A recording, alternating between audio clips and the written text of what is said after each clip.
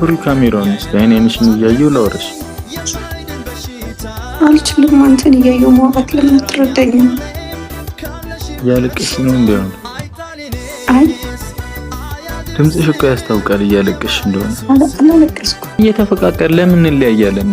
ለምን ማን ደስ ይበለው ብዬ ነው አንቺን ማጣሽ። አንቺ ስሚ ማን ደስ ይበለው ብለሽ ነው የምታጪ? ለምን እንለያያለን? የዛሬ 2 ዓመትስ ትጠብቀኛለህ?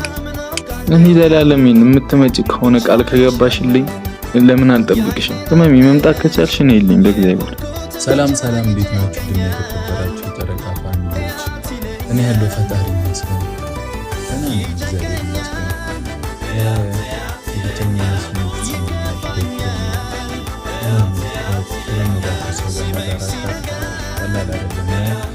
ምንም ሳትቀራረሙ ላይ እየተፋቀራችሁ ሁለታችሁም አንድ አይነት ስሜት እያለ ያንን በማጣት በጣም ከባድ እንደምታስቡት እግዚአብሔርን በጣም ከባድ ስሜት ውስጥ ነው ያለሁትና ይከብዳል። ሁሉም ነገር ለበጎ ነው።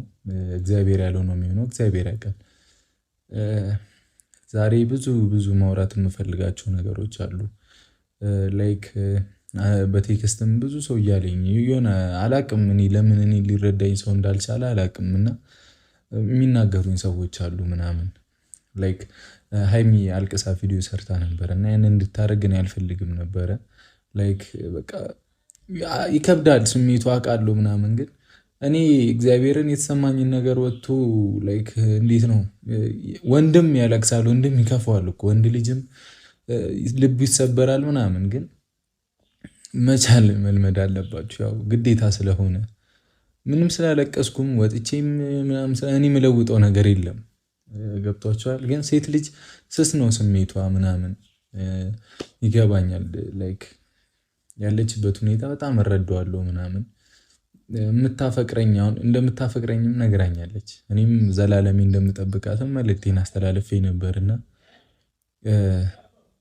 ላይክ እኔ ሃይሚን ማጣት ፈልጌ አይደለም ያጧት፣ ሃይሚን ሆን ብዬ አይደለም ያጧት። ብዙ የሚባሉ ነገሮች አሉ።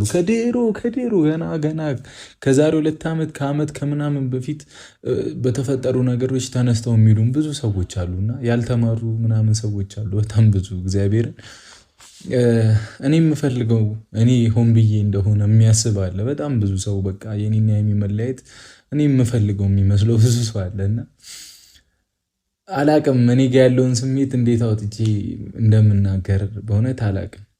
እንዴት አድርጌ እንደማፈቅራትና እንደምወዳት መናገር ላይክ ትናንትናም መሄድ እንደማልችል ነው የነገርኳችሁ። ብዙዎቻችሁ ሙሉ